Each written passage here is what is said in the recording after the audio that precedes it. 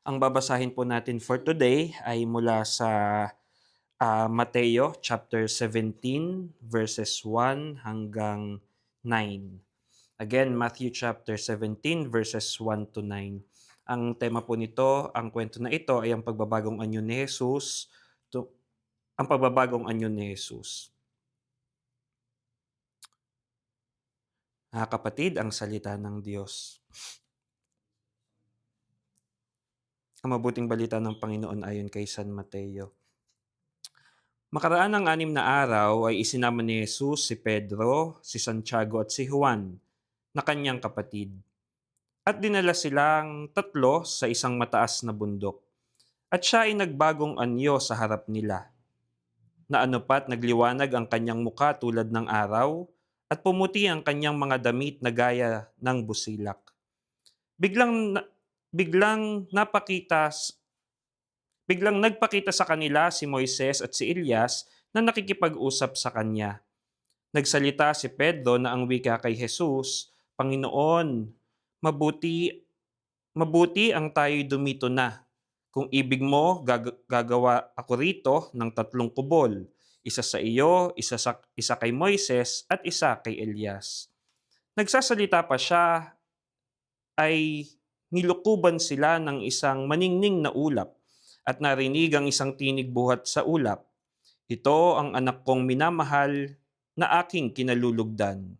Siya'y pakinggan ninyo." Nang marinig ito ng mga alagad, ay napasubasob sila dahil sa malaking takot. Ngunit lumapit si Jesus at hinipo sila na ang wika, "Bumangon na kayo at huwag matakot." Nang tumingala sila ay walang ibang nakita kundi si Jesus lamang. Habang bumababa sila sa bundok ay iniutos sa kanila ni Jesus, "Huwag ninyong sabihin kanino man ang pangitaing ito hanggat di muling nabubuhay ang anak ng tao." Mga kapatid, ang salita ng Diyos. Sige po, uupo po ang lahat. So magandang umaga again sa ating lahat. Good morning, good morning. So ngayon, last week kung naaalala natin ay ito yung nagpunta sa bundok ang ating Panginoon at doon ay tinukso siya, di ba? Kitang-kita sa sa sa mga pahayag nung nakaraang linggo ang pagiging tao ng ating Panginoon. Ng ating Panginoon ay totoong tao dahil siya ay tinukso ng demonyo katulad din natin. Ngunit sa ating pagbasa ngayong umaga, pumunta na naman sila sa isang bundok. Pero ngayon ay naano natin doon na nagbagong anyo ang Panginoon, no? So sa English ito yung transfiguration, no? Sabihin niyo nga transfiguration. So yung pagbabagong anyo, no, na dito naman kitang-kita yung transfiguration kasi nagtransfigure, nagbagong anyo. Kapag tiningnan natin sa original na word doon sa Greek ay yung metamorphotei, no? Or sa English yung kumbaga yung root word ng salitang metamorphosis. Sabihin, metamorphosis, no? Di ba ayan, meron tayong ano dito, natural sciences teacher, ayan, si Sir Melchor. Sa kanya ko natutunan yun. Pero binagsak niya ako doon. Di ba, ang metamorphosis ay yung uod. Di ba, Sir Melchor, ano? Yung uod, tama? Na later on, mababalot siya sa isang kukun. Ano ba yung kukun sa Tagalog? Basta kukun. Ano yung Tagalog ng kukun? Di ba, mababalot siya ng kukun and then eventually, yung ano yun? Yung uod, yung higad na pangit, na tayo ay minsan iniiwasan natin yan at makate, di ba? Yung parang frail na structure, nagagapang-gapang lang siya, ang tagal-tagal, ang hirap-hirap ng buhay niya. But eventually, after the metamorphosis, yung proseso na yon ay magiging isa siyang magandang bulaklak. Magiging isang magandang kalapati, hindi, paru-paro. No, paru-paro, magiging paru-paro siya. And paru-paro na, 'di ba? Meron ba kayong mga archaeologist na meron ba kayong kakilala na mga tao na nagkokolekta ng uod? Yung pinipreserve nila yung uod. Meron sir, ginagawang Hindi yung talagang Ano kayang chicharon yun? Yung kinain natin mo, sir. Yung binusa. Ay, oo nga. Oh, pero yung kinokolekta, dahil pinapahalagahan, collection, dahil mataas yung value, meron? Meron siguro, pero hindi natin kilala, tama? O pero yung mga tao na nagkokolekta ng magagandang paru-paro, mas madami, di ba? Bakit? Dahil mas valuable yung paru-paro kesa doon sa uod. Pero, kung tutuusin, yung paru-paro na yun ay nanggaling sa uod. Pero dahil sa kanyang pagbabagong anyo, dahil sa kanyang metamorphosis, parang mas nakikita kung sino siya talaga. Yung uod na yun, yung paru-paro talaga yun. Pero naibunyag kung sino siya talaga because of the process ng pagbabagong anyo. And yun din yung nangyari sa ating binasa, no? Nakita natin na nagbagong anyo ang ating Panginoon. Mula sa, totoong tao siya. Pero ang nakita nila ng after ng transfiguration ay nagliwanag ang kanyang mukha na parang araw. Ang kanyang damit ay nagliwanag din na parang busilak. Puting-puti. Ang ganda-ganda, no? And dito, kung last week nakita natin na ang ating Panginoon ay totoong tao, dito naman nakita natin kung sino rin siya sa inner na being niya, no? Hindi being, sa inner. Hindi mali sabihin being dahil beings are created. Kung sino siya talaga, no? Na siya ay totoong Diyos din. 'Di ba? At manghang-mangha, syempre manghang-mangha sila Pedro. 'Di ba? Kasi parang naka-taste sila ng langit. Ganito sa langit, ganito sa buhay na walang hanggan. Nakita niya si Kristo, nakausap si Moses, kausap si Elias. Na si Moses ay nire-represent niya ang kasulatan, the Torah, the kasulatan ng Old Testament, the law. And si Elijah ay nire-represent naman niya yung the prophet. 'Di ba? Our Old Testament ay nag-circle siya sa law, Moses, and then the prophets represented by Elijah. So doon makikita mo the fulfillment na ang ating Panginoon ay both the lawgiver and being the true prophet that we want. Sabi nga nila, the Old Testament, the New Testament was hidden in the Old. And the Old is revealed and fulfilled in the New Testament. Full circle through our Lord Jesus Christ. Di ba? Amen. Ayun, no? Kaya, di ba, ano yung sinabi doon ni Pedro kung nakikiano tayo? Ano yung sabi ni Pedro? Panginoon, baka gusto niyo po dito na lang tayo. Gagawan ko kayo ng kubol. Isa sa'yo, isa kay Moises, isa kay Elias. Dito na lang tayo. Ayaw niyang umalis ni Pedro. Bakit? Syempre, masarap ang pakiramdam ng langit. Natunghayan niya eh. Nandun siya mismo sa na yon. Kaya gusto niya, doon na lang sila. Di ba? Gusto niyang maranasan ang langit. Sino sa inyo yung gusto ang langit? Ang buhay na walang, sige, magtaas kayo. Hindi ko sasabihing mauna na kayo. Di ba? Pero sino? Di ba? Yun naman ang dahilan kung bakit tayo nandito. Tama? Tama. Tama. Tama. Ngayon, so ang tanong, paano tayong mapupunta doon? Paanong katulad ni Pedro at ng silang tatlo, ay mararanasan din natin yon. Even nandito tayo sa buhay na ito na mahirap, even nandito tayo sa buhay na ito na puno ng pagsubok, ngayon naharap tayo sa gera. And so, sinagot din naman tayo. Meron tao?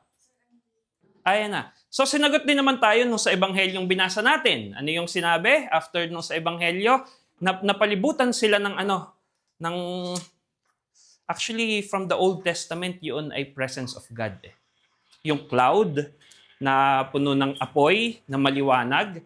Kung babasahin natin sa Exodus, that's the same thing, same description ng sumusunod sa mga Israelita nung sila ay naglalakbay sa buhay nila. That same cloud of fire. That same cloud na bumalot doon sa bundok nung sinasabi ni Yahweh kay Moises kung ano ang isusulat. It's the same thing. And ano yung sabi? Ito ang minamahal kong anak na lubos kong kinalulugdan.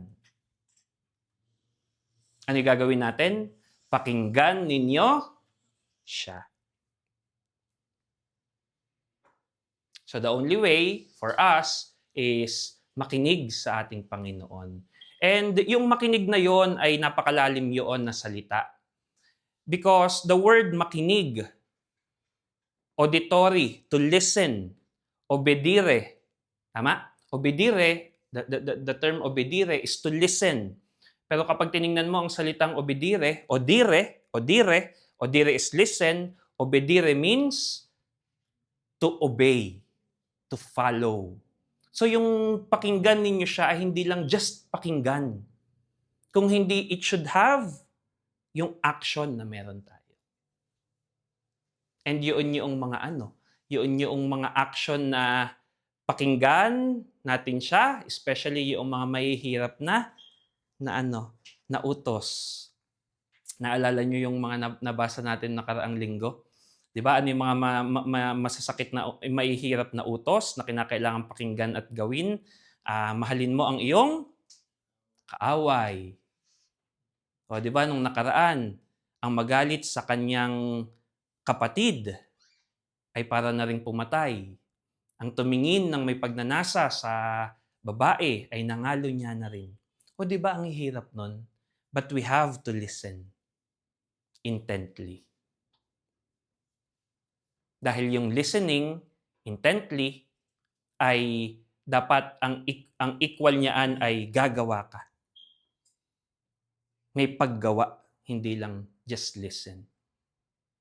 Just like Abraham, di ba? Si Abram, sa unang pagbasa, just like Abram, ano yung sinabi kay Abram? Umalis ka dyan sa kung nasan ka ngayon. Imagine. At pumunta ka sa lugar na nasasabihin ko sa iyo. Doon ay bibigyan kita ng lupa. Doon ay bibigyan kita ng paghahari. Doon ay bibigyan kita na sa iyong lahi magmumula ang buong blessing sa buong mundo. Those 3 promises. Imagine si Abraham. He's 75 years old that time. He's really comfortable kung nasan siya sa Ur. Andun yung pamilya niya, andun yung kabuhayan niya, andun mayaman na siya doon. Komportable na siya doon. Kumbaga, Ur is his comfort zone. Sabihin nyo nga, comfort zone. Pero ano yung sabi ng Diyos sa kanya? Umalis ka dyan. Umalis ka sa comfort zone mo. At may pangako ako sa iyo. Ano ginawa niya? Ano ginawa ni Abram? Nakinig. At hindi lang basta nakinig. Sumunod. Umalis siya. Kahit na 75 years old na siya.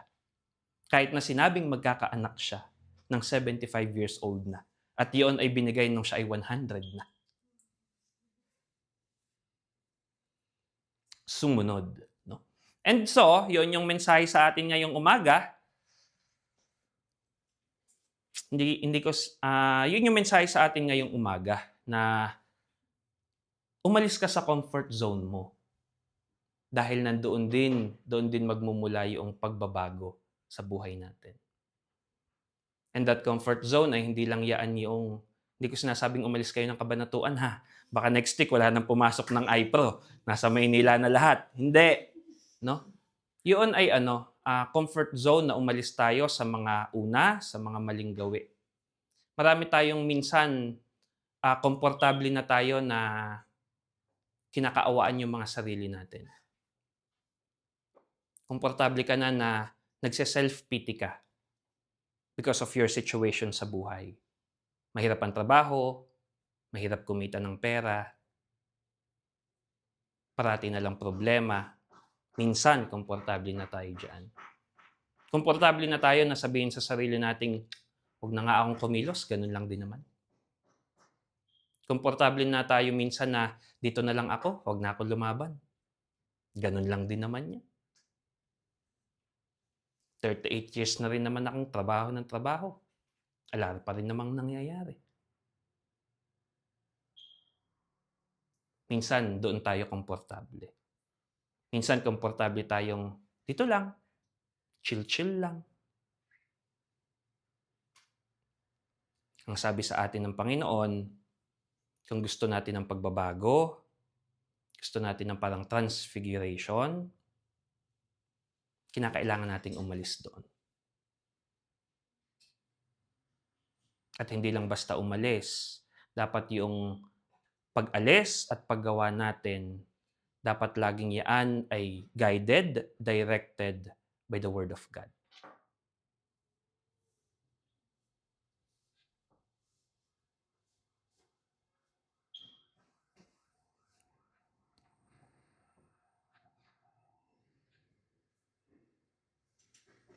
So ano yung mga comfort zones natin? Personally, ano yung comfort zones natin? Alam mo naman yan eh, ang kinakainisan mo sa sarili mo.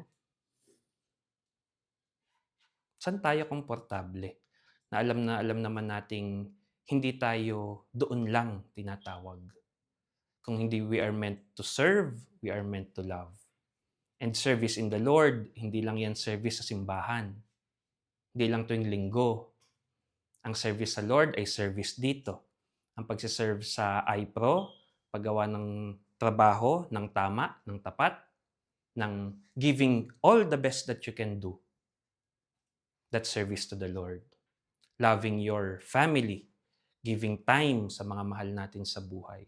That's service to the Lord. Listening to our friends. Diba? Para nang sa ganun ay maramdaman nila na yung presensya ng Diyos dahil sa'yo. That's service to the Lord. So ano yung comfort zones natin? Alam naman natin yan eh. And papaano, tingin natin na tayo ay minumove na umalis ka na dyan. Especially personally, our paulit-ulit na sin. May ganun tayo no? Paulit-ulit na sin. Sinasabi sa'yo ng Panginoon, umalis ka dyan. Wala dyan yung pangako ko sa'yo. Okay? 15 minutes.